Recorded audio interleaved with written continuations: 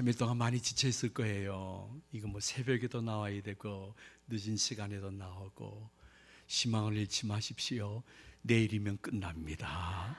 그러니까 조금 힘을 내시면서 우리 같이 말씀을 받으며 말씀 속에 자신을 향한 하나님의 세미한 음성을 들으시기를 바랍니다. 저희 교회들이 이렇게 특별히 만나게 되어지면 삼행시로 항상 옆에 사람과 인사를 합니다. 사이다 한번 운을 떠주시죠.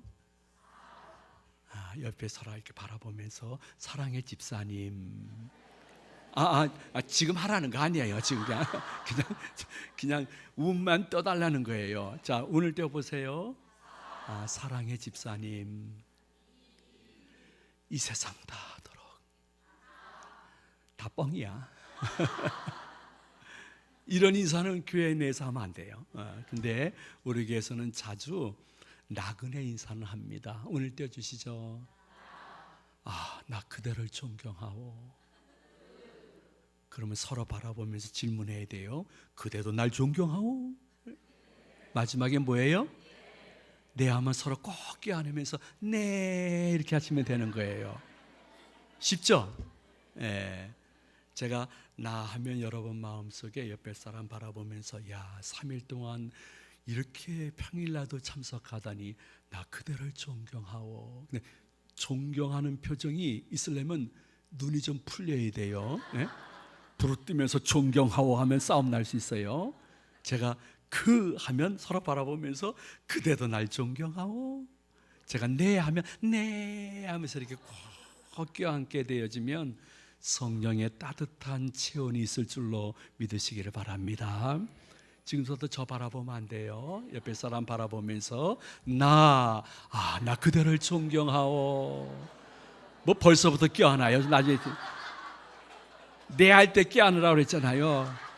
다시 한번 나 그대를 존경하오. 그대도 날 존경하오. 네 한번 껴안아 보세요. 무슨 벌써 떨어졌어요? 우리 교인들은 막 껴안고 뭐 인사도 하고 뭐 어떤 분들은 기도 제목 나누는지 그냥 떨어지지 않던데 처음인데 잘했어요. 그 정도면요. 가끔 여러분 올 한 해 공동체 모임 속에 나그네 인사를 예수님의 이름으로 하게 되면 그대로 이루어질 줄로 믿으시기 바랍니다. 그 예수님의 은혜예요. 오늘 여성 찬양대 나 가나 혼인잔치 이후에 이렇게 잘하는 찬양 처음 들어봤어요. 마치 혼성 사부 찬양하듯이 힘차게 우리에게 찬양의 꽃다발을 주신 모든 대원들에게 큰 박수로 한번 격려해 주시면 감사하겠습니다. 저는 인천 한 구석에서 그냥 근근히 목회하고 있는 할아버지예요. 근데 여러분의 담임 목사님이 오라고 해서 저는 평생 제가 목사님의 말씀을 거역해 본 적은 거의 없는 것 같아요. 그거 하나 저 하나님이 예쁘게 보고 인천 구석에서 목회하게 하지 않나 그런 생각을 해요. 목사님이 오시라고 해서 그냥 왔어요. 보세요, 제 얼굴이 무슨 부흥 강사처럼 생겼습니까?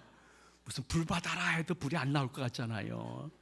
그러니까 여러분의 담임 목사님 말씀하시는 것에 거의 비슷한 말씀인데 저 목사님은 또 무슨 우리에게 1년 새해에 귀한 말씀을 주실까 여러분이 기대하는 것만큼 은혜 받을 수 있는 것이에요. 하나님께서 우리들에게 교회 생활을 할 수 있는 은혜를 주었는데요, 예수님을 배교하기 전에는 교회 안 떠날 겁니다. 틀림없이. 근데 우리는 먼 일가 친척보다 너무 자주 모여요. 벌써 우리는 3일째 모이고 있어요. 대단한 거예요. 불교인들이 볼 때는 미치고 바짝 뛸 정도로 대단한 사람들이다. 속으로 부러워해요. 자기네들은 초파일날 한번 가거든요. 그리고 수능 앞두고 한번 가고요. 놀라운 일이에요. 우리는 모임의 은혜와 은사를 받았는데 점점 자주 모이다 보니까 나도 모르게 오해를 줄 수도 있고 오해를 받을 때도 있는 거예요. 우리가 자주 모여서 예배드리고 기도회하고 교제하고 봉사하다 보니까 어떤 일로 인해서 내가 비판을 할 때도 있고 비판을 받을 때도 있는 거예요. 그래서 저는요, 교회 생활하면서 예수님 때문에 시험 들었다는 사람 한 명도 못 봤어요.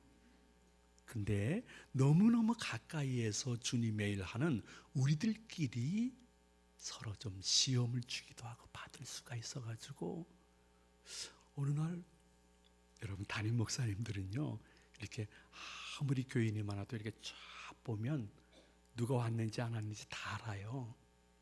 근데 여기서 늘 예배드리던 권사님 한 분이 2부 예배 드렸는데 3부 예배 나오는 거예요. 저 뒤에서요. 그래서 웬일인가 지나가다가 만나서 물어봤어요. 권사님 왜 2부에서 3부로 예배를 바꿨죠? 그러니까 거침없이 그러는 거예요. 아유, 누구 꼴 보기 싫어서 제가 3부로 바꿨습니다. 그러는 거예요. 내가 보기엔 둘이 되게 친한 줄 알았더니요, 무슨 일 때문에 뒤틀어진 모양이에요. 그러니 우리 교회 다니는 사람들은 뭐 술도 안 먹죠, 뭐 담배도 별로 피지 않죠. 여자들 같은 경우에는 뭐 술 마시면서 개 모임 뭐 막 하는 것도 없으니까 잘 풀지 못하는 거예요. 그 교회 내에서는 한 번 왼수는 평생 왼수가 되는 거예요. 그 3부 예배로 바꾼 거예요. 하나님의 성령이 보실 때는 어떻게 평가하실까 그런 생각을 해보면서 우리가 지금 무슨 방언이나 예언이나 영분별이나 입신의 은사를 받는 것보다 더 중요한 것은 내가 점점 성화, 예수님을 닮아가는 영성이 필요한 줄로 믿으시기 바랍니다. 여러분, 짧은 시간이지만은 부족한 종이 말씀을 전할 때 여러분들에게 성화의 은혜가 어떤 때는 일방적으로, 어떤 분에게는 불강력적으로 임하는 좋은 이 시간 되시기를 소망을 드립니다. 본문에 보니까 사도 바울이 교회 생활하는 우리들에게 성화의 첫 번째 단계는 우리 한번 따라해 보도록 합니다. 배려. 다시 한번 배려. 배려가 성화의 첫 번째 단계래요. 여러분에게 배려의 은사가 임하시기를 축복을 드립니다. 사도 바울은 점점 신앙생활하면서 신령한 지혜에 그리고 총명에서 자라가라고 본문에서 말씀하고 있어요. 자라가라. 신령한 지혜와 총명이 무엇일까? 꼭 신학교에 가야 될까? 아니에요. 여러분, 신학교 안 가더라도요, 여러분에게는 이미 신령한 지혜와 총명이 임했습니다. 그게 뭐냐면요, 딱 두 가지입니다. 하나님이 내 아버지고 예수님이 나의 영육의 구주이시면, 그것이 믿어지면 여러분이 이미 신령한 지혜와 총명이 성령의 도움으로 임한 줄로 믿으시기를 바랍니다. 하나님이 내 아버지다. 여러분 한번 따라서 해보시기 바랍니다. 하나님 아저씨. 왜 안 따라 하십니까? 따라 한번 해보세요. 하나님 아저씨. 좀 이상하죠?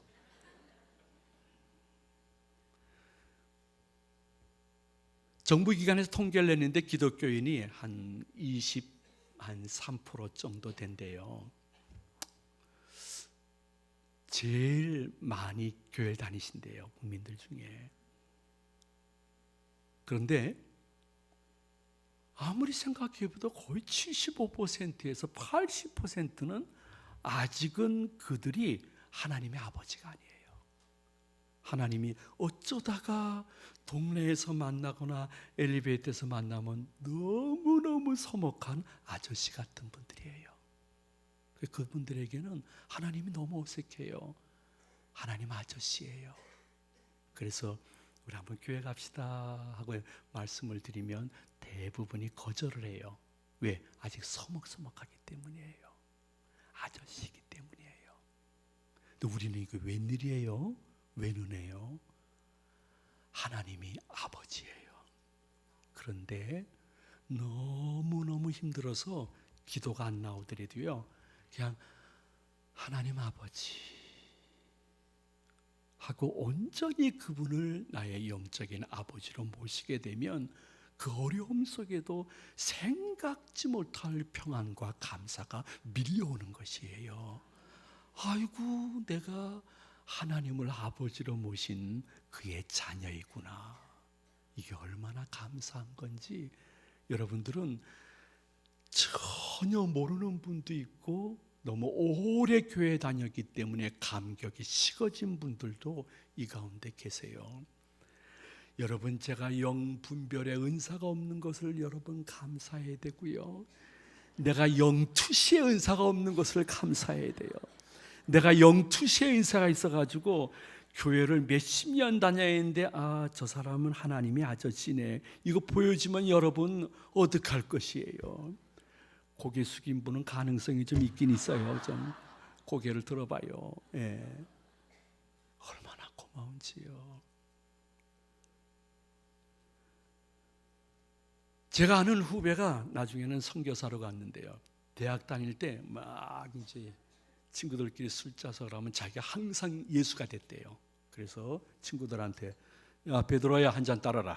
다 이제 친구가 따라주는 거예요. 날 배신할 가론 유다야 한 잔 따라라 하면서 술자석을 너무너무 성령 회방죄로 보냈던 그 녀석이 아이고, 폐로 말미암아 거의 죽게 됐을 때 아무것도 모르지만은 그냥 하나님 살아계시면 나 살려주면 나 목사 돼서 선교라는 거 할게요. 그랬는데 진짜 살아가지고 선교사로 갔어요.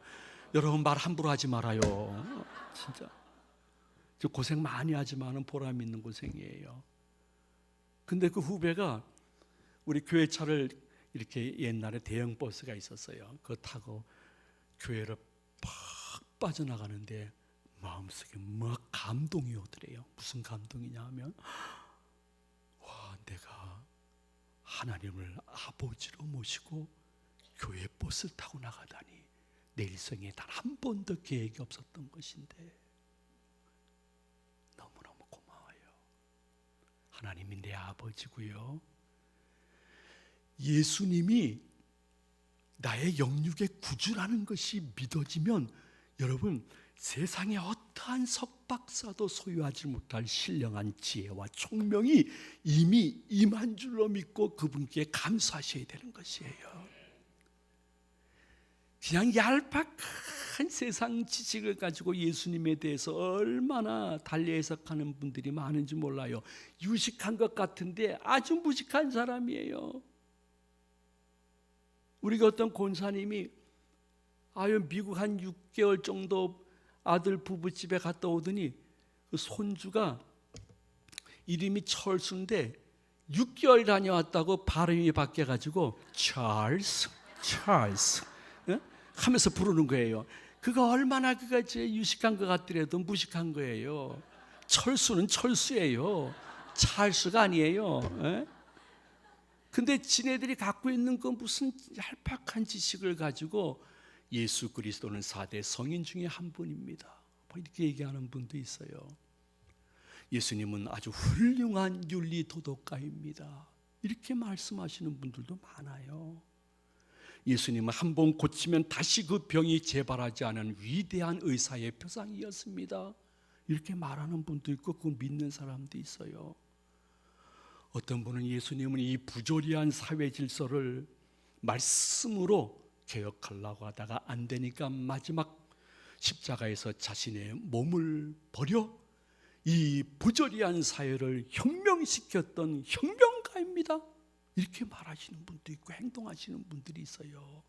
그 옛날 대학가에서 분신자살이 많이 유행이었는데 분신 자살의 그 의미를 뚫고 들어가 그들이 갖고 있는 이론과 이념으로 본다 하면 예수님이 말씀으로 안 되니까 몸을 버려 민중들을 해방시켰듯이 너는 분신 자살로 이 사회의 부조리를 척결해야 된다는 세뇌 교육으로 말미암아 이루어진 순간적인 충동이라는 것을 어느 정도 알고 있는 분도 있을 거예요.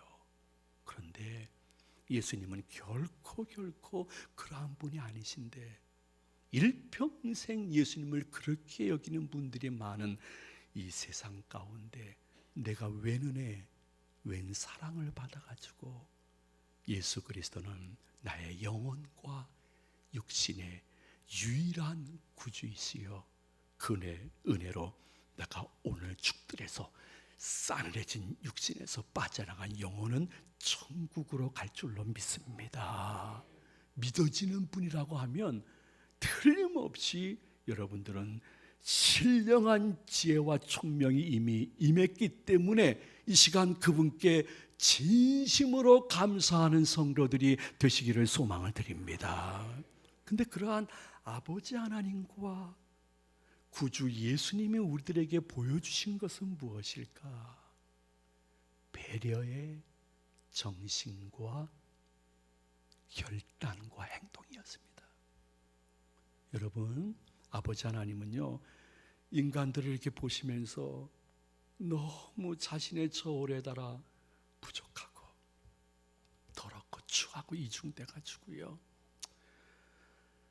그래 내가 창조주인데 다 싹 멸하고 다시 재창조하리라 하면 넉넉히 그렇게 하실 분이 전지전능하신 하나님, 영원하시고 불변하시고 무소부지하신 하나님.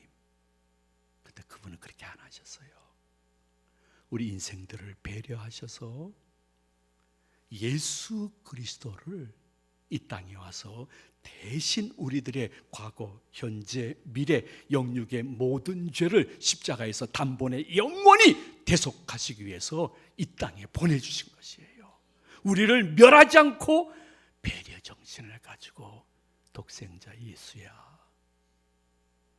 저 벌레만도 못한 인간들을 위해서 대신 죽임당하지 않으련.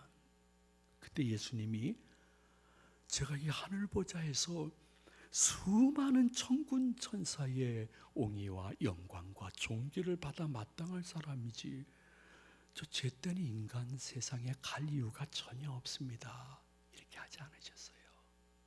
예수님도 배려의 정신을 가지고 그래, 가만히 보니까 인간 중에 의인은 없나니 몇 분도 없을까요? 한 분도 없는 거예요. 죄인을 용서할 수가 없어요.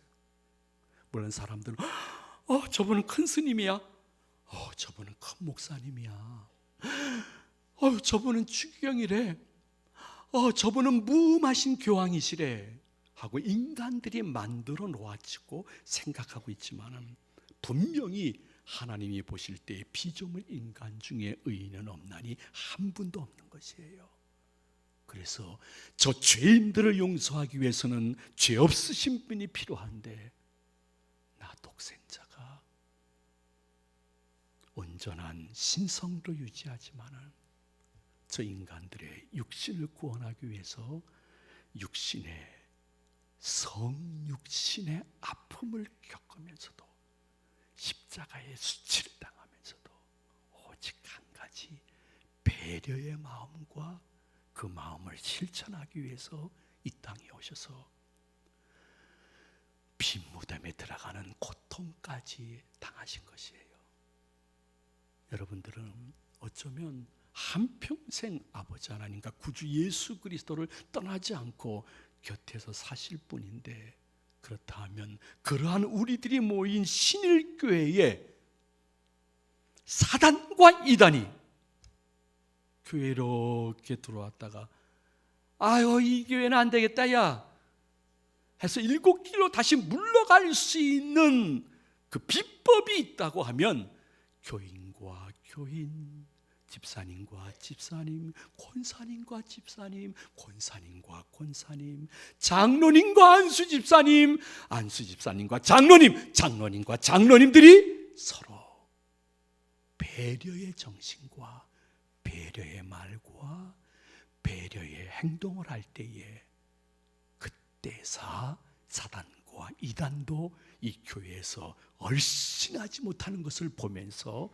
참된 교회의 표상을 보며 한평생 이 교회를 떠나고 싶지 않은 능력까지 받게 되어지는 첩경이 될 줄로 믿으시는 분만 아멘 하시기 바랍니다.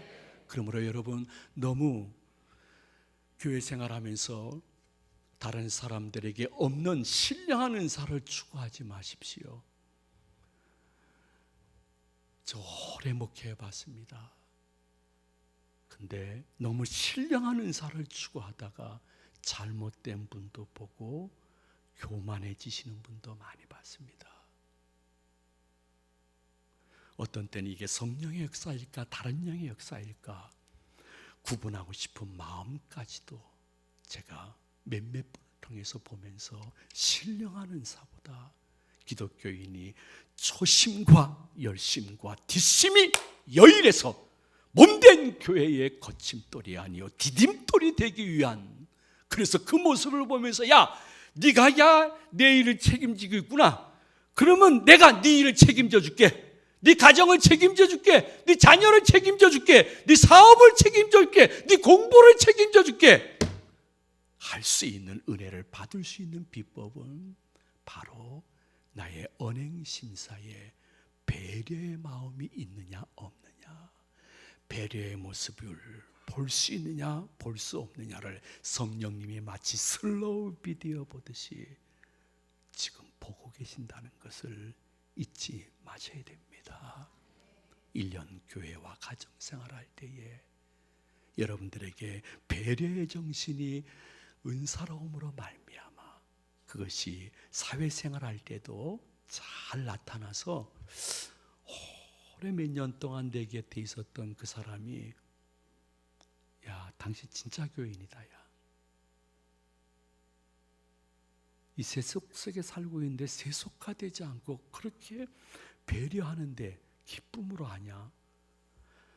나 얼마 전서부터 생각이 난 건데, 나 종교를 갖는다면 너 때문에 천주교 불교가 아니라 기독교 갖고 싶다, 이렇게 말을 들을 수 있으면 여러분 땅 끝에 가서 선교하는 선교사님과 전혀 다름이 없는 사명자가 된 줄로 믿으시기 바랍니다.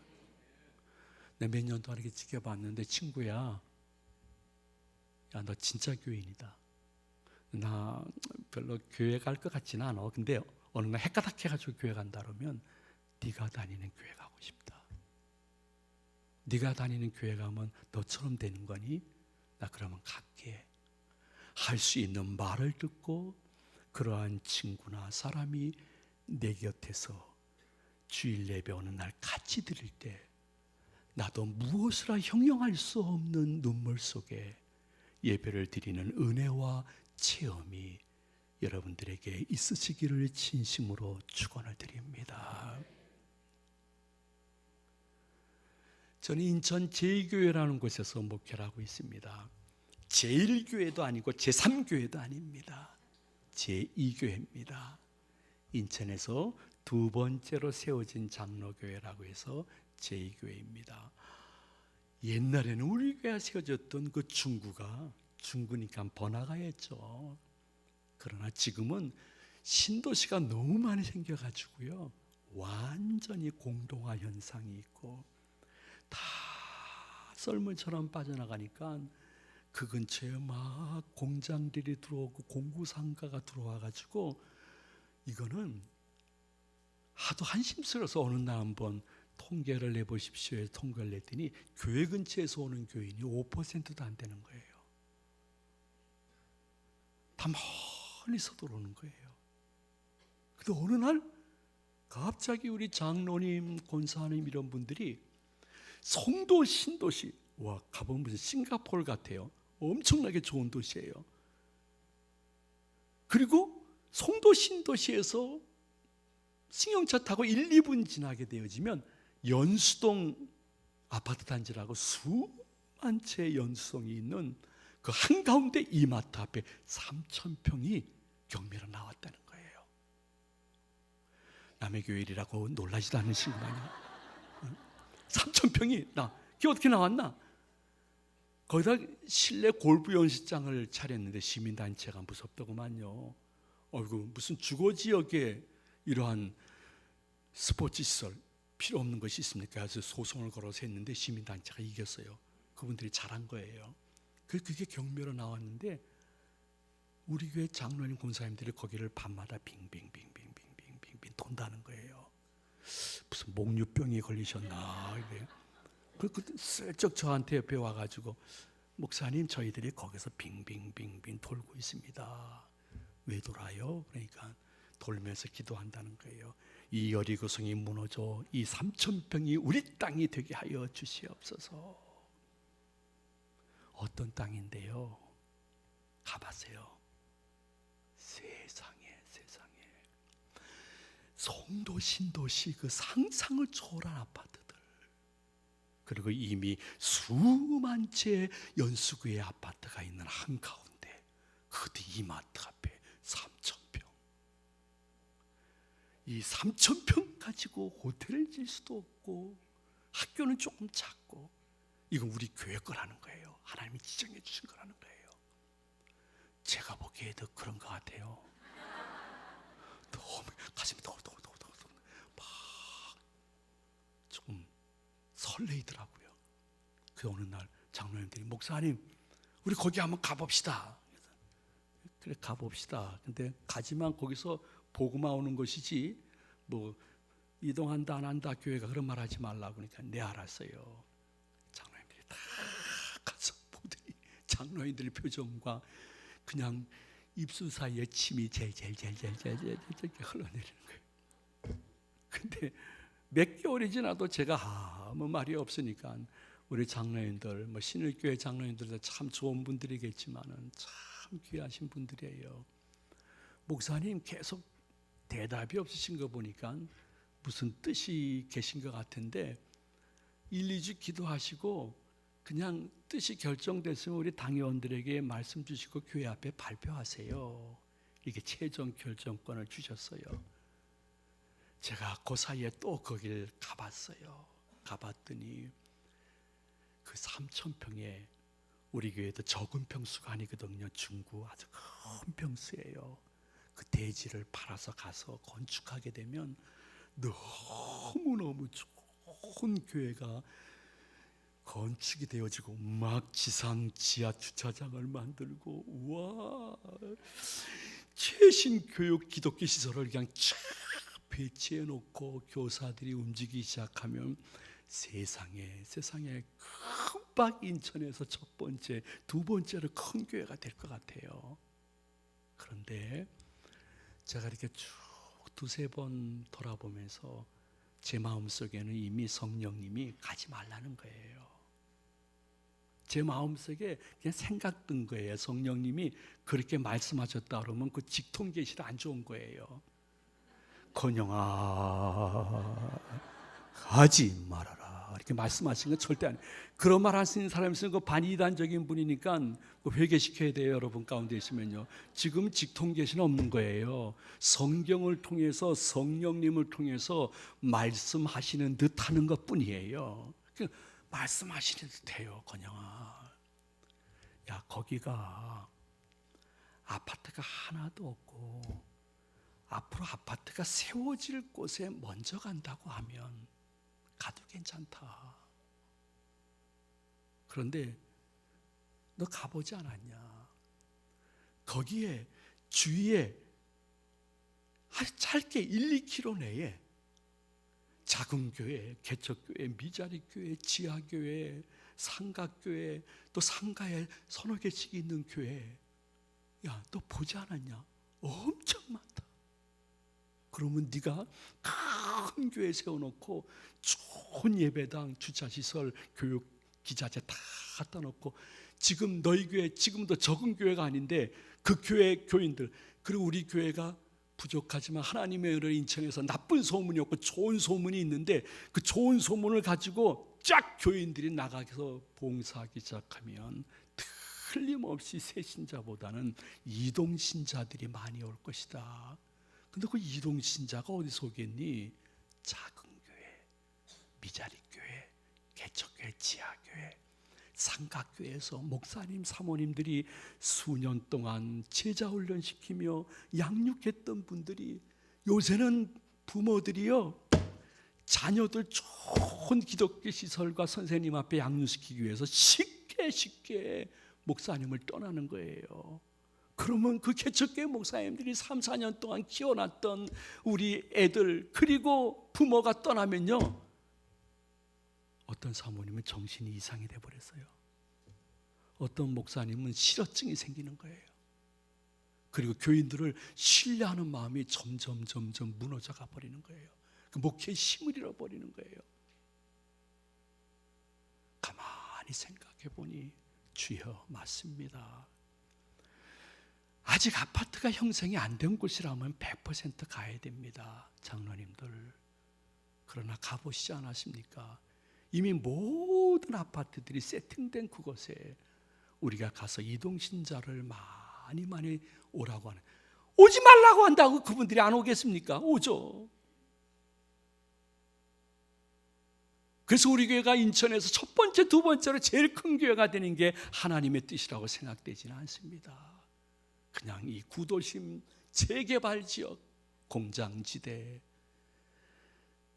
하도 어느 날 한심스러워가지고 우리 아내랑 밤 9시에 우리 교회 앞으로 지나가는 사람이 몇 명 있을까 이렇게 시계를 이렇게 놓고선 시작 하고서 봤어요. 조금 더 거짓말 아니에요. 우리 아내랑 같이 이렇게 보고 5분, 8분, 9분이 지나도 한 분도 안 지나가요. 그렇죠. 공구상가에 6시, 7시에 공구상가 문 딱 달면 음식점도 닫고 다방도 닫고 다 닫아버리니까 까만 이북 한경도 같아. 한경도. 근데 그 가로등이 있으니까 그거 보면서 이렇게 쫙 해보니까 8분, 9분 지나니까 개새끼 한 마리가 휙 하고 지나가더라고요. 야, 그래도 개 한 마리 지나갔다, 야. 응? 근데 또 쭉 기다리니까 12분 만에 할머니 한 분이 지나가더라고요. 와, 12분 만에 지나갔다 하면서도 조금 허탈했던 그 지역에서 너무 35년 된 오래된 교회니 이제는 여기서 우리 새로운 예배당을 건축해서 멀리서라도 우리 교회까지 오겠다는 분들만 모시고 천국 백성으로 양육합시다. 거기 있는 영혼들은 이미 있는 수백 개 그 교회에 맡깁시다. 가지 맙시다. 아이, 그게 목사님 뜻이었구만요. 예, 위임사항이니까 저희들이 순종하겠습니다. 다음 주에 광고하세요. 그 다음 주에 광고를 했어요. 그리고 거기다가 이제 건축하기로 한 것이죠. 여러분 보실 때는 멋진 결정한 것 같죠? 아이고, 그 후에 그 근처에 연수동, 송도신도시 우리 교인들이 꽤 많이 살거든요. 거기 신방 갈 때마다 그 3,000평만 보면 가슴이 뒤집어지는 게 막, 내가 잘못 결정했나. 사람이 살아가면서 기회가 3번 온다고 했는데 마지막 기회 같은데 하면서 그 땅을 보지 않고 내가 지나가. 신방 가면 운전할 때도 거길 보지 않고 이렇게 지나갔어요. 그게 사람이 심리인 것 같아요. 근데 여러분 참 희한하죠. 정말 그거는 어떻게 논리적으로 이해가 안 되는 일이에요. 그걸 결정하고 건축을 준비하는 2년 동안에 평소에 예년의 새신자 등록에 2배에서 2배 반 새신자가 몰려오는 거예요. 나는 그거 어떻게 논리적으로 해석이 안 돼요. 그 은혜라는 표현 외에는 없는 것 같아요. 근데 그 은혜가 무슨 은혜일까 생각해 보면 모든 것이 하나님의 은혜지만은 너희들이 모든 조건이 갈 수 있는 교회인데도 거기에 있는 수백 개의 작은 교회를 배려해서 안 갔니? 그러면 내가 뭐 어딘 교회인가 가서 영혼 구원받아 천국 갈 백성들이 이렇게 많이 예배되어 있는데 니네 교회로 한 건축정까지 막 보내줄게. 이건 내 생각이에요. 하나님이 그렇게 말씀하신 건 아니에요. 그냥 그래가지고 2년 동안 몰려오는데요, 그때 우리 교회가 엄청 양적으로 부흥한 줄로 믿으시기를 바랍니다. 근데 건축 시작하니까 안 와요. 그러나 건축 끝난 후에 조금씩 주님이 은혜를 주시고 있습니다. 저 후회는 안 합니다. 목회자도 야망은 없더라도 성공은 오직 예수님만 하시는 것입니다. 목회에서는.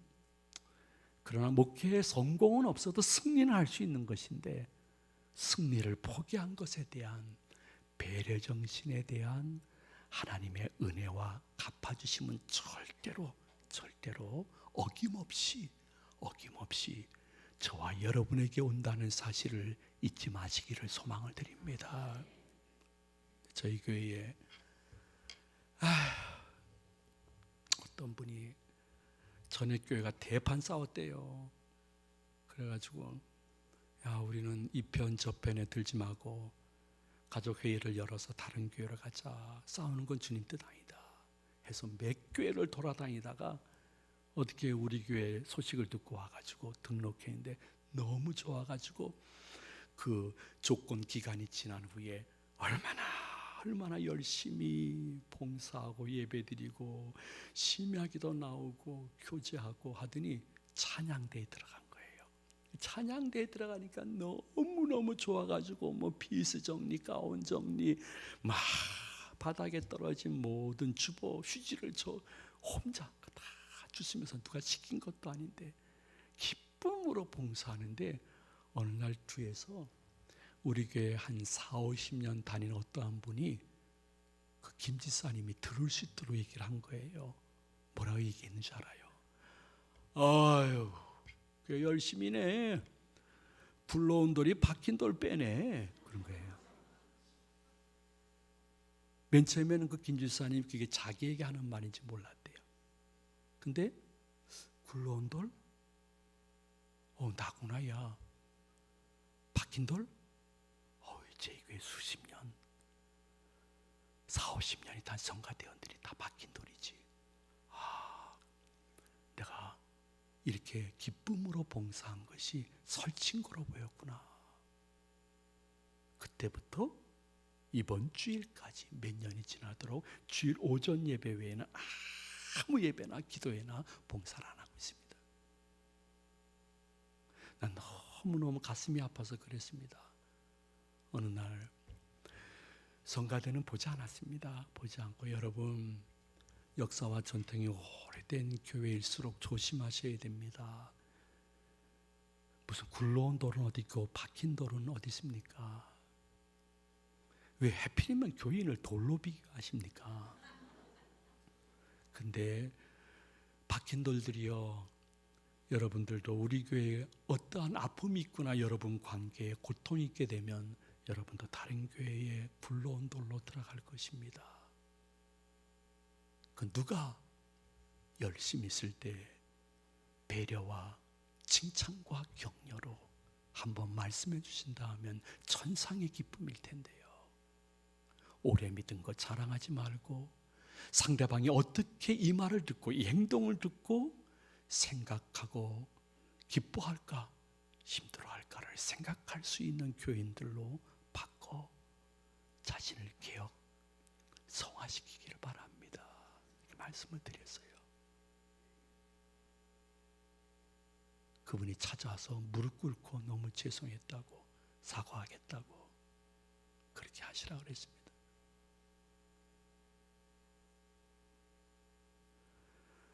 솔직히 우리 교회 참 좋은 교인들 많아요. 그런데 그냥 배려 차원에서 제가 말씀을 드리는 거예요. 여러분, 남자고 여자건 자기 몸집이 큰 사람은 자기가 큰 거 알아요. 그렇죠? 다 알아요. 그런데 어느 날 뭐 신일교회도 뭐 이게 의자 배열이 이렇게 뭐 이렇게 극장식으로 쫙 이렇게 돼 있지 않았잖아요. 그 뒤에 있던 한 분이 앞에 등치가 큰 여성도가 예배 드리니까 제 얼굴이 잘 안 보이니까 뭐라고 얘기했는 줄 알아요? 아유, 등치가 크면 맨 뒤에 앉지 왜 앞에 있어? 그랬다는 거예요. 너무너무 어떻게 보면 그건 인권위원회에 제소해야 할 그런 일이에요. 아니 어떻게 예배 드리는 거하고 등치가 큰 거하고 날씬한 거하고 무슨 상관이 있고, 혹시 그러한 자기가 혹 등치가 커서 설교하시는 목사님 말씀이 안 보이면 주인층에 가서 예배를 드려야죠. 그 바로 앞에 있는 그분에게 자신이 이 몸매가 큰 것이 얼마나 컴플렉스라는 거 그분이 알고 있는데, 그 바로 뒤에서 그 얘기하니 그분이 우리에게 계속 나왔을까요? 너무너무 시험 들어서 다른 교회 갔을까요? 이걸 알아맞히는 분은 나가서 5분 동안 커피 마시고 올 수 있어 기회를 드리도록 할게요. 네? 진짜 나가려고 해서 진짜. 아니 교회에 이렇게 중직이신 분이 이렇게 말씀하시냐고. 이건 아니라고. 근데 교회에서 제 별명이 기생입니다. 기생. 예. 그냥 그 시험 당한 사람이나 연약한 분들이나 이런 분들에게는 내가 얼마나 기생처럼 잘 얘기를 하고 웃으면서 얘기하고 아주 반갑게, 그리고 마치 모든 죄를 자신이 진 양 얼마나 얘기를 잘하는지 제 모습을 가만히 보면서 목사님 불쌍해서 남아있겠다고 해가지고 남아있어요 지금. 네.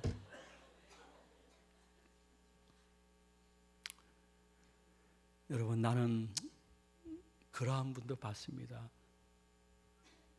저는요 평생 성격이 안 바뀌어요. 아주 선포를 하더구만요. 나는 평생 성격이 내 남편도 인정하고 있어요. 한 번 더 하더라고. 남편. 그 무슨 자랑이라고. 자기 남편도 그거 다 인정한다는 거예요. 그러니까 나한테 이래라 저래라 말하지 말라는 거예요. 이게 참 안타까운 얘기예요. 여러분, 교회 내에서 절대로 정치 얘기하면 안 됩니다. 배려 차원에서 여러분 생각해야 돼요. 다 생각이 다를 수가 있는 것이에요. 교회 내에서 절대 여러분 어떠한 지방 이야기해도 안 됩니다. 다른 자녀보다 내 자녀가 잘 됐습니까? 그러면 조금 자녀 얘기하지 말라는 거예요. 그 배려입니다. 다른 남편보다 내 남편이 사회적인 지위가 있습니까? 배려 차원에서 작곡금 모임에서 남편 이야기할 때 자기는 빠질 수 있는 것이 여러분 받은 복 유지하고 새로운 복을 받을 수 있는 배려의 은사인 줄로 믿으시기를 바랍니다. 남편이 지금 없습니까? 아내가 먼저 떠났습니까? 인간이 받는 고통 중에 최고의 스트레스가 사별이에요. 그거는 몇 년이 지나도 변하지 않아요. 내 작고 큰 모임에서 내 홀로 사는 분 있으면, 내가 아직 남편이 있고 아내가 있으면 남편 자랑, 아내 자랑, 배려 차원에서 그저 얘기하면 그렇죠, 예, 감사하죠, 이렇게 끝내야지. 여러분이 회의 그 모든 모임을 주관하면서 남편과 아내 자랑을 하는 것은 배려 차원에서는 그리 옳은 모습이 아니에요. 말씀을 드리려고 하면 한도 끝도 없어요. 저는 다시 말씀드려요. 배려하는 사람과 배려가 있는 가족과 배려하는 교회가, 그분들이 원치 않더라도 하나님은 그 보상을 최소 30배 혹은 100배로 해준다는 것을 목회의 삶 속에 자주 보고 있습니다. 구원은 우리의 공로가 전혀 필요 없습니다. 구원은 우리들이 배려의 성품을 갖는 것과 전혀 관계가 없습니다. 구원은 오직 예수 그리스도의 일방적이고 불가항력적인 보혈의 은혜로 구원받는 것이지, 내가 어떠한 선행과 고행을 했다고 해서 구원에 이르는 것은 결코 아닙니다. 선행과 고행과 배려가 있다고 하면 그것은 구원받은 성도의 외부적으로 나타나는 표징이지 구원의 조건일 수는 없습니다. 구원은 오직 예수, 더욱 예수, 결국 예수, 절대 예수님 외에는 없습니다. 그러나 구원받은 이후에 물론 예수님의 은혜가 주도적이지만은 여러분들이 구원받은 이후에 현세를 살아가면서 좋은 것을 선물로 받으며 내세의 상급을 예비하는 것은 내가 조금 손해보더라도 배려하는 정신과 기도와 말과 행동이 그분 앞에 보여지느냐 보여지지 않느냐 하는 것입니다. 저는 어떤 땐 하나님이 CCTV 같기도 합니다. 내가 인천에서 여기까지 왔지만은 인천에서 여기까지 올 때 CCTV에 보통 한 5, 60개 이상 있었을 것입니다. 제 행적을 추적하려면 순식간에 추적할 수 있습니다. 난 하나님이 CCTV라고 분명히 생각합니다. 아니 그거랑 더 하시죠. 여러분 이해하기 쉽게끔 말씀드리려고 하는 것입니다. 인간들도 정말 차 안에 있는 내비게이션을 2017년 1월 2일 오후 2시 3분에 어디 지나갔는지 하려고 하면 금방 볼 수 있습니다. 그렇다면 인간을 창조하신 아버지 하나님이 우리들이 그동안 어떻게 배려의 정신과 말과 행동으로 살았느냐, 살지 않았느냐를 넉넉히 뒤돌아보면서 자신의 생사복을 주장한다는 사실을 기억해야 됩니다. 아무리 신앙이 좋던 아니면 교회를 한 번도 안 나왔던 사람은 가정에 좋은 일 있으면 아이고 요번에 우리 집 복 받았어 이렇게 말하지 복 내가 만들었어 이렇게 말하는 신부 못 봤습니다. 신불신망론하고 내가 요번에 복 만들었다니까 얘들아 말 못합니다. 교회를 한 번도 안 나온 사람도 요번에 우리 집 복 받았어. 생득적인 것입니다. 복은 그것이 영적인 복이든 현세적인 복이든 내세적인 복이든 복을 주시는 분이 주셔야 받을 수 있기 때문에 복 받았다고 이야기하는 것입니다. 그 복 주시는 분이 기독교에서는 하나밖에 없는 님 하나님이십니다. 하나님이 보호하사 우리나라 만세인 것입니다. 그러므로 하나님이 이렇게 보호하사 여러분의 신앙생활이 만세가 되기 위해서는 하나님과 예수님이 삶으로 우리들에게 보여줬던 배려의 정신이 작년보다 올해는 더 삶 속에 실천되어지므로 작년보다 올해가 기도응답이 많고 체험이 많은 한 해를 보낼 수 있는 귀한 성도들 되시기를 축원을 드립니다. 그 다음 두 번째로는 사도 바울이 말씀하시기를 야 너희들 좀 주님의 기쁨이 되라. 근데 주님의 기쁨이 되어지는데 이렇게 좀 자라가라고 말씀하고 있습니다. 성화의 두 번째 단계는 우리 따라서 하도록 합니다. 하나됨. 다시 한번 하나됨. 그 성화의 두 번째 단계인 것입니다. 왜냐하면 예수님이 제일 기뻐하시는 것이 무엇이냐면 우리끼리라도 하나 되는 것입니다.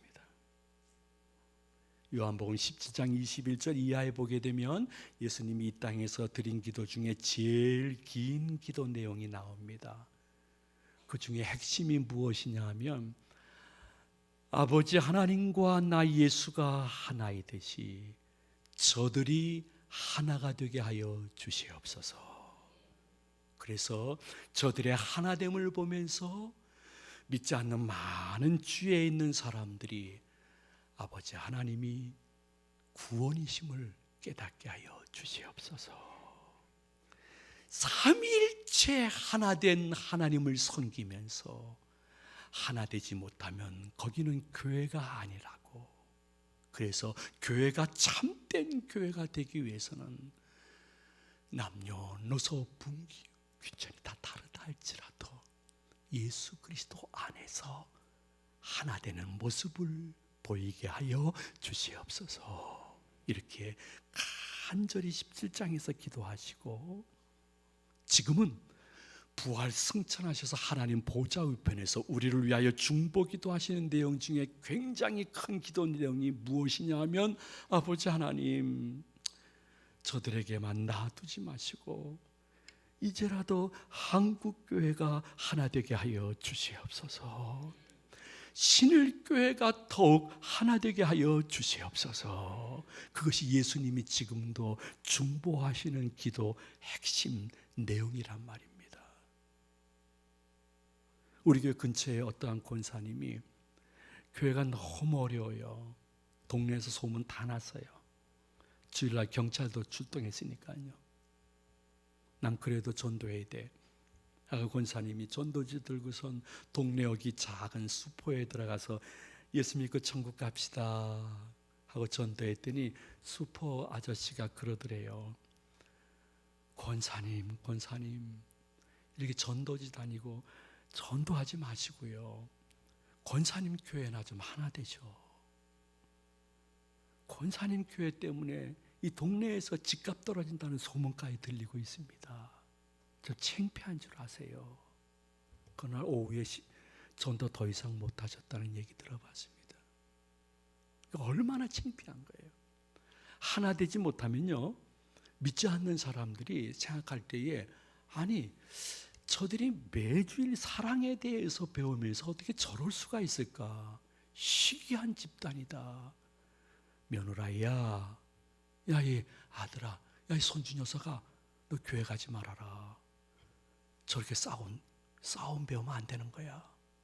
하나님의 영광을 믿지 않는 사람들이 가리우는 것이 아니라 믿는 우리들이, 일부 교회와 교인들이 가리고 있어요. 그러면 여러분들은 교회 일을 할 때는 항상 눈 깜빡이는 순간, 침 삼키는 순간에도 잊지 말아야 될 것이 있어요. 그게 뭐냐면, 교회는 조직체가 아니라 공동체라는 것을 기억해야 돼요. 우리는 6일 동안 조직체에서 생활하고 있어요. 이 세상의 모든 작고 큰 모임은 다 조직체예요. 내가 살기 위해서 너와 우리를 죽여야 되는 거예요. 내 회사가 살기 위해서는 저 회사를 죽여버려야 되는 거예요. 그리고 잘 들어요. 이번 분기 내에 이 목표 달성하지 못하면 이번엔 심할서 쓰세요. 이번엔 그냥 나가세요. 그게 조직체의 생리예요. 근데 교회가 조직체일까? 아니에요. 교회는 이 세상의 가정과 함께 유일한 공동체예요. 공동체라는 것은 세상은 절대로 관계를 일보다 우선시하지 않아요. 일이 우선이에요. 이번 달, 이번 회기, 이번 연도에 잘 들으세요. 목표초가 달성하지 아니하면 다시는 이 회사에서 근무할 생각하지 마십시오. 노동법에 하나도 틀릴 것 없이 준비해놨습니다. 세상의 모든 조직체는 결코 관계 중요하지 않아요. 일을 우선하고 중요시 여겨요. 근데 공동체인 교회가 여러분 잊지 말아야 될 것은, 교회는 일보다 관계를 소중히 여기는 것이에요. 그래서 늦더라도 함께 가는 것이 교회라는 것을 평생 잊지 마시기를 소망을 드립니다. 너무너무 중요하기 때문에 한 번 더 말씀드립니다. 여기는 일보다 관계를 소중히 여기며 늦더라도 같이 가야 될 주님의 몸된 공동체입니다. 여기서 내가 위원장일 때, 내가 부장일 때, 부감일 때, 내가 요번 교사 때, 내가 요번에 대장 때, 총무 때 이 일을 꼭 이루리라 하면서 우리들의 관계까지 어그러뜨리면서 목적을 달성하려고 하면, 그 틈을 타가지고 사단 마귀 귀신과 이단의 끈앞풀이 교회 안에 들어와서 칼날에서 춤추는 것을 여러분들이 보면서 후회할 때가 있을 것입니다. 기억하십시오. 여기는 공동체입니다. 죄송하지만 마태, 마가, 누가, 요한복음이 비슷한 내용이 반복된 것은 강조를 의미하는 것인데 한 번 더 말씀드립니다. 여기서 무슨 일을 하든지 우리들의 관계가 어그러질 것 같으면 하지 말아야 됩니다. 호주머니 속에 집어넣어야 됩니다. 아이고, 내가 하고 싶어도 성령님이 원치 아니하면 안 될 것인데, 내가 하기 싫어도 성령님이 원하시면 결국은 누구를 동원해서라도 하실 것인데 내가 성령님보다 앞서가면 안 되지. 우리끼리 1, 2년 만난 사이야. 내가 수년, 수십 년 신일교회에서 같이 있었는데 우리들의 관계가 소중하지. 일보다 관계를 소중히 여기며 늦더라도 같이 가며 아버지 하나님께 아름다운 모습을 보이게 되어지면, 거기에서 성령님이 기뻐하시고 행복해 하시면 성령님의 기쁨과 행복이 그 교회와 가정 속에 들어가는 것을 눈으로 보는 축복이 있을 줄로 믿으시기를 바랍니다. 예수님은 요한복음 17장에서 하나 되게 하소서, 하나 되게 하소서 기도만 하신 분이 아닙니다. 하나 되는 방법을 요한복음 18장 19장에서 우리에게 친히 보여주었습니다. 그것은 십자가인 것입니다. 여러분, 십자가를 어떻게 생각하시나요? 예수님은 하나님이시기 때문에 자신을 십자가에 못 박는 저 로마 병정들, 장교, 바리새인, 사두개인, 대제사장, 그 돈 몇 푼 받고 예수 죽여라, 예수 죽여라 소리치는 수많은 군중들을요, 천군 천사 동원령이 예수님께 있거든요. 천군 천사를 한 12영 정도 동원해가지고 초자연적인 방법으로 그 사람들을 다 죽여버리고 십자가에서 딱 내려오셔가지고 11제자를 대동하고, 봐라! 내가 하나님이 아니냐? 하면서 예루살렘 성전, 와, 중앙거리를 승전 행진할 수 있는 권능이 계신 분이 누구냐? 예수님이셨습니다. 근데 예수님 그렇게 안 하셨어요. 안 하신 이유는 딱 한 가지예요. 그렇게 십자가를 내가 거부하고 내가 이겨버리면 아버지 하나님과 이 죄된 인간이 하나 될 수가 없는 거예요. 화목할 수가 없는 거예요. 하나님도 이들에게 아버지가 될 수 없고 감히 우리들이 하나님을 아버지라 부를 수가 없는 거예요. 그래서 화목과 하나됨을 위해서 넉넉히 개호승할 수 있는 예수님이 일부러 개호배당한 것이 십자가예요. 십자가 영성에 대한 많은 정의가 있지만은 여러분, 오늘 밤 꼭 하나 신비에 새겨야 될 것은, 십자가는 넉넉히 이길 수 있는 분이 하나됨과 화목을 위해서 일부러 개호배당한 게 십자가예요. 그것을 핸드폰에 다 알려주고 있어요. 지금 보니까 받으세요. 괜찮아요. 저는 언제 설교할 때 핸드폰이 막 나오더라고요. 그냥 얼마나 그냥 미안한지 말이에요. 근데 한 번은 이 핸드폰 울리니까 생각이 나네. 저 창원에 그 친구가 저 이상열 목사라고 했는데 아버님이 돌아가셨다고. 야, 건영아, 와서 좀 발인 예배를 인도해 달라 해서 갔어요. 갔더니 한 이만큼 모이신 것 같아요. 모이셨는데 발인 예배를 참 정중하게 인도하는데 믿지 않는 그 친척 아줌마 같아요. 저 주머니에서 핸드폰 벨소리가 들리는 거예요. 그 음악 소리가 뭐냐 하면 어머나 어머나 이러지 마세요, 이게 나오는 거예요. 이게 지금 장례식이거든요. 담임 목사님 아버님의 장례식인데 나 이거 웃지도 못하고 표정 관리가 너무 힘들었어요. 그래, 이 남자랑 달리 여자들은 핸드폰에 주머니가 많은 모양이에요. 남자 금방 찾는데 이게 어느 주머니인지 몰라가지고 막 찾으려고 하는데 시간이 걸리니까 뭐까지 들렸냐 하면 안 돼요까지 다 들었어요. 나 그날을 잊지 못합니다. 그러니까 그 친척 아줌마가 그냥 너무 얼굴이 홍당무가 됐는데 장례식 끝나고 나오다가 날 만났어요. 뭐 얼굴이 너무너무 미안하길래 아니에요. 저도 설교하다가 핸드폰 벨 울린 적이 있어요. 괜찮아요. 하고 기생처럼 말씀을 잘 드렸어요. 예. 그러니까 조금 위로가 되는 모양이에요. 예. 그러니까 여러분 이렇게 뭐 울렸어도 어머나가 아니니까 위로를 받으시기 바랍니다. 누군지 모르지만은. 예.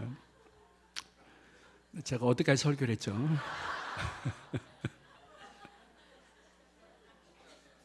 예? 십자가 맞아. 십자가 그거란 말이에요. 여러분 생각해 보세요.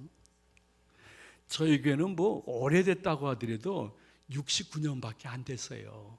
왜냐하면 인천에는 131년 된 내리감리교회, 개신교로서 기독교는 최고로 된 교회죠. 선교사님들이 인천 강화 지역으로 오셔가지고 여기는 감리교 교회입니다. 그래서 다른 교파가 들어올 수가 없었어요. 근데 70년 전에 이북에서 공산당이 싫어요 하고 내려온 교회가 인천 제1장로교회예요. 그 다음에 69년 전에 황해도를 중심으로 해가지고 난 김일성이가 싫어요 하고 내려와서 예배드린 그 교회가 제가 섬기는 인천 제2장로교회예요. 저는 거기서 태어났어요. 태어나가지고 27년 동안 그 교회에서 교인으로 있었어요. 그러니까 주일학교, 중고청, 일반대학 나올 때까지 거기서 교인으로 있었어요. 근데 거부할 수 없는 소명과 사명이 있어가지고 그때 크게 얻어맞지 않고 주님의 종으로 이제 길을 걷기 시작을 했어요. 그래서 한 7, 8년 동안 서울에서 이렇게 목회했어요. 부교육자로. 여기서 조금 올라가면 성천교회라고 있거든요. 저 거기서 부목사로 있었댔어요. 그러다가 이제 장충교회로 가가지고 부목사 생활하고 있는데, 장충교회는 그 당시에 서울시에서 지정한 문화재 교회였어요. 아름답고 너무 오래돼가지고요. 함부로 손을 못 대는 거예요. 장춘천가 바로 앞에 있는데. 이야, 그 당시에요. 인천 촌놈이 장충교회 부목사가 된다는 건 그 당시에는 정말 영전이에요. 그래서 굉장히 열심히 봉사하는데, 어느 날 저희 모교회 담임 목사님이 전화를 하셨어요. 이 목사 왜 은혜는 인천에서 받고 목회는 서울서 하나? 인천으로 내려오게나? 그러시는 거예요. 어느 교회로요? 그러니까 어느 교회인가? 본교회로 내려와야지. 언뜻 대답을 못했어요. 여러분 생각해 보십시오. 말은 태어나면 어디로 보내야 됩니까? 말을 서울로 보내면 큰일 나요. 교통대란이 일어나요. 말은 태어나면 어디로 보내요? 제주도로 보내고, 사람은 태어나면 할 수 있거든. 서울서 사는 게 좋은. 그 당시에는 서울 인천이 이렇게 이어지지 않았어요. 논밭이 얼마나 많고 그거 지나야 이제 서울 모습이 보이기 시작한. 인천은 깡촌이었어요. 그래서 총신 신대원 75의 동기들이 모여가지고 같이 기도하는 12명이 있는데 극성스러워요. 지금 거의 40년이 지나도 한 달에 한 번씩 꼭 모여요. 대단한 친구들이에요. 모여가지고 기도를 하는데, 내 기도 제목은 본교에서 목사님 데려오라 했는데 어떡하지 하니까 12명이 일제히 얘기하는 거예요. 예수님도 본 고향에 안 가셨는데 네가 뭐라고 고향에 가려고 그러냐. 그 예수님 약 올리는 거야 이놈아. 한 일주일만 전화 안 드리면 다 그 어르신이 알 거야. 그게 성령의 음성처럼 들리는 거예요. 아멘 하고 이제 집에 돌아왔는데, 우리 아내랑 하루 이틀도 더 이상 생각 안 했어요. 마음이 그랬던 것뿐이죠. 저는 평생 목사님 말씀을 거역하는 것은 옳지 않다고 생각했던 사람이었기 때문에, 저분이 부르시는 것이 아니라 저분을 사용하시는 성령님이 나를 부르시면 가야지 하면서 내려갔어요.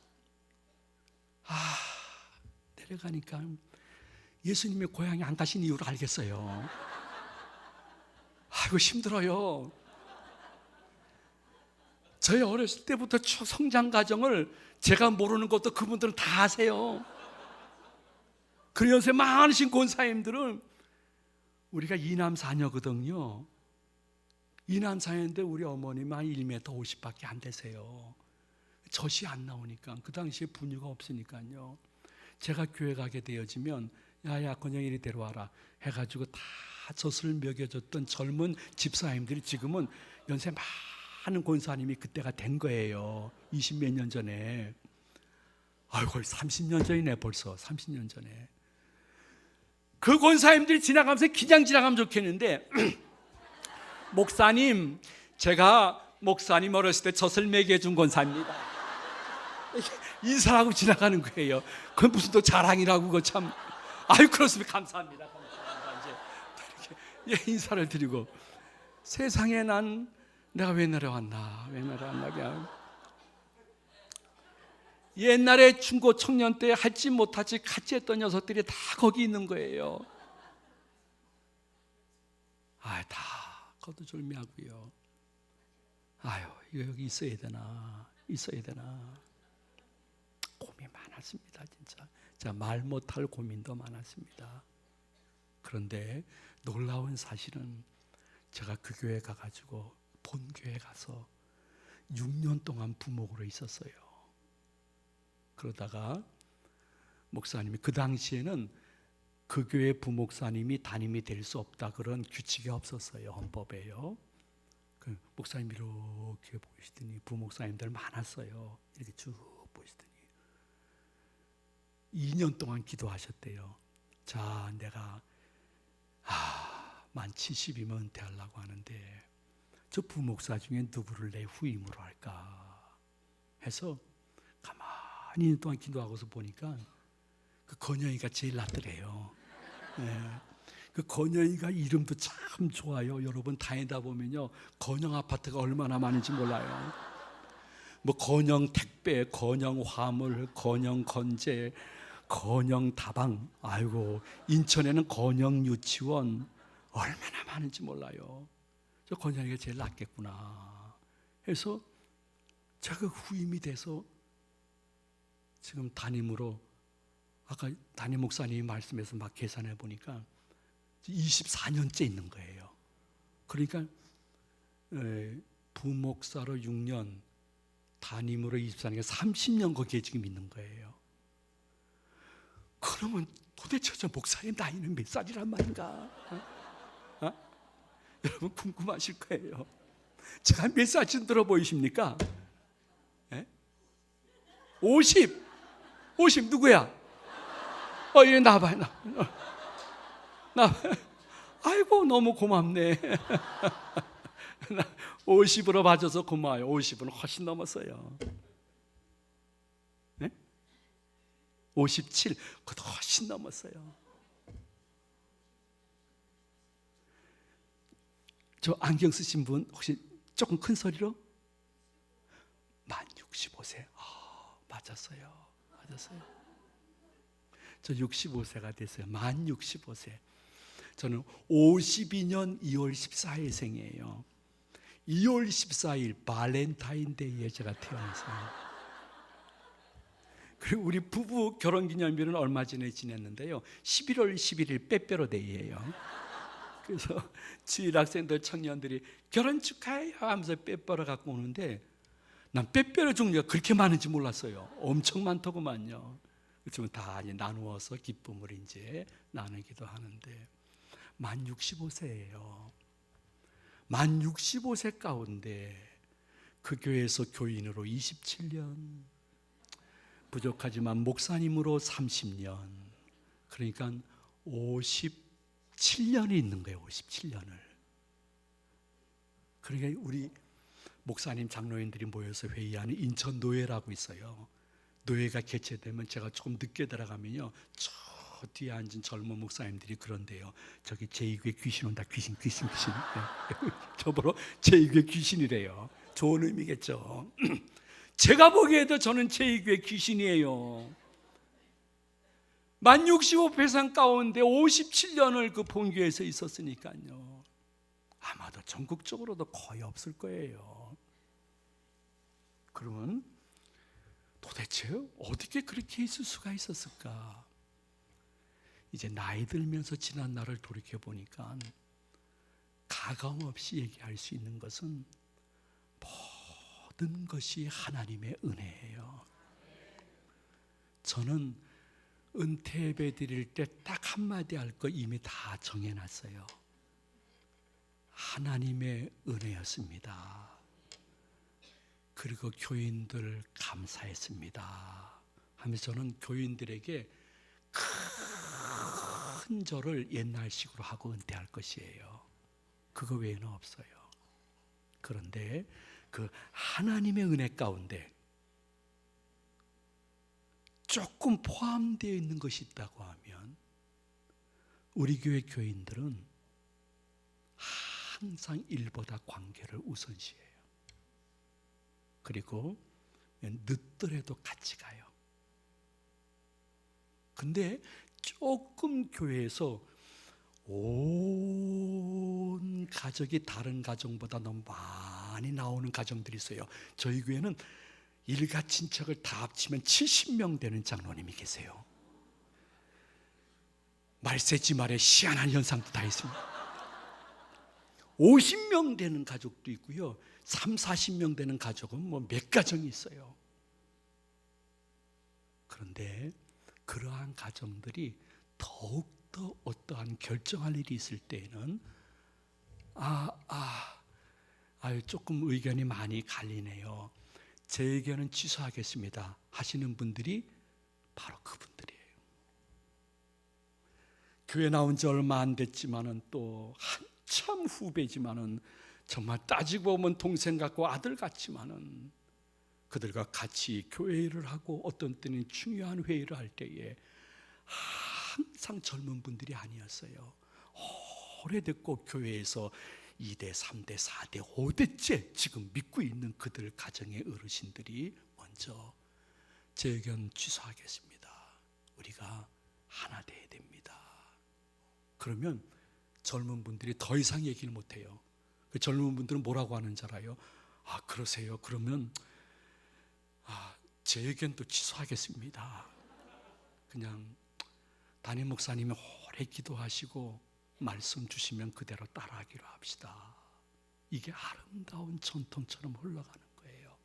그러니까 여러분들이, 그분들은 모든 책임을 벗었지만은 담임 목사님께 모든 것을 맡긴다는 그 순간부터는, 의사 선생님이 저를 진료하면서 하시는 말씀이, 직업이 뭐길래 이렇게 스트레스를 많이 받고 계십니까? 그리고 저보러 직업을 물어보더라고요. 대답을 안 했습니다. 그러나 모든 스트레스는 제가 받고 그 결과도 제가 책임지더라도 여러분, 교인들끼리는 서로 넉넉히 케어승할 수 있는 입장이 있다고 하면 예수님의 십자가를 바라보면서 가끔 일부러 케어배 당하게 되어지면 교회가 평안하고 주님의 몸된 교회가 평안하니까 아버지 하나님이, 야, 내 집을 평안하게 하는데 네가 일부러 졌구나. 야, 됐다. 야, 됐다. 내가 너한테 때로는 기도하지 않았던 기도 제목까지 응답해 줄게. 그 은혜를 받는 여러분들도 되시기를 소망을 드립니다. 말씀을 마치도록 합니다. 저 시계 맞아요? 아이고, 죄송합니다. 시계를 못 보고 했네, 나 이건. 아이고, 서울 시계가 인천 시계보다는 좀 빨리 가는데. 5분 내로 끝내겠어, 5분 내로. 5분 내로. 근데 사람이 보게 되면요, 다 그 하나됨을 깨트리는 것은요, 말에 있어요. 말. 예수님이 요한복음 12장에서 하나 되게 하소서 하신 후에는 18장 19장 가서는, 야, 십자가 보면서 한번 일부러 좀 케어배 당해봐. 자존심 상해? 그럼 좀 판정패를 한번 당해봐. 그렇게 말씀하시다가 요한복음 20장 21장에 가서는 자신을 배반하고 도망했던 베드로를 만났을 때 말씀을 어떻게 했냐 하면, 아이고, 저 녀석 뺀질이 아유 나쁜 녀석. 근데 아이고 가만히 보니까 몇십일 지나면 오순절 성령 강림할 때 저 녀석이 제일 성령 충만 받아가지고 나보다 더 넓은 지역에서 더 많은 사람에게 복음을 전파할 녀석이 되겠구만. 가까이 보지 않고 멀리 베드로를 보면서 그 가운데서라도 말씀을 야야야야 너에게 평강이 있을지어다 하고 이렇게 평강을 빌어준 거예요. 여러분이 성경을 한 번만 일독했다 할지라도 느낄 수 있는 것이 무엇인 줄 알아요? 그것은 성경은 말씀의 권능을 인정하는 것이 성경이에요. 그럼 여러분들이 어떻게 말하느냐에 따라서 나의 그리고 공동체의 운명은 좌우되는 것이에요. 할 수 있거든. 여러분들이 예수님처럼 평강을 빌고 축복하고 격려하고 위로하고 칭찬은 고래만 춤추는 게 아니에요. 교인들도 춤추면서 나 이렇게 하지 말아야지, 칭찬받고 그러면 나쁜 사람이지 하고 덮어주고 용서하는 말을 하면서 살더라도 너무 짧은 인생이에요. 여러분의 교인이나 가족들에게 말입니다. 근데 어느 교회나 다 보면 백설공주들이 있어요. 우리 교회도 한 3분이 계세요. 근데 한 분이 이제 소천하셔서 이제 2분이에요. 백설공주라는 건 뭐 특별한 의미가 없어요. 요새 젊은 사람들이 말을 줄여서 해요. 이런 말이에요. 백방으로 설치며 돌아다니는 공포의 주둥아리를 백설공주라는 거예요. 이 백방으로 설치며 돌아다니는 공포의 주둥아리 백설공주가 우리 교회에 2분이 계시니까 여기는 몇 분 계실까 이렇게 그냥 저 영투시의 은사가 없어요. 평안한 마음 가지세요. 근데 이 백설공주들은 거의 다 목회해 보니까 선구자예요. 이 선구자도 젊은 사람이 긴 말을 그냥 줄인 거예요. 선천성 구제불능 자아도취증에 걸린 사람이에요. 이 선천성 구제불능 자아도취증에 걸린 선구자들은요, 얘기해 보면 항상 자기는 의인이에요. 그리고 교회에 흘러가는 모든 행정이나 사역들, 흐름들, 그리고 특별히 담임 목사님 4분이나 부교육자 혹은 장로님들에 대해서 굉장히 합리적이고 설득력 있는 그러한 비판과 염세적인 얘기를 아주 하는데 어떤 때 나도 모르게 맞아요 이렇게 돼요. 그 누구냐? 그 사람들이 백설공주고 선구자예요. 그리고 어쩌면 교회에 가만히 들어온 이단의 하수인일 수도 있어요.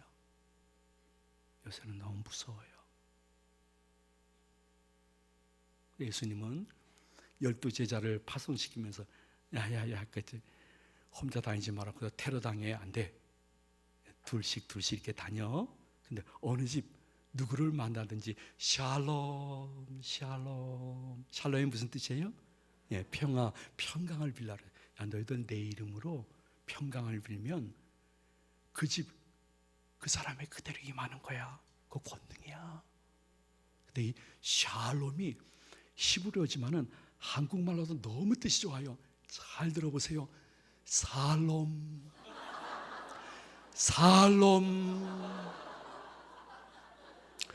우리는 예수 그리스도 안에서 영원히 살롬입니다.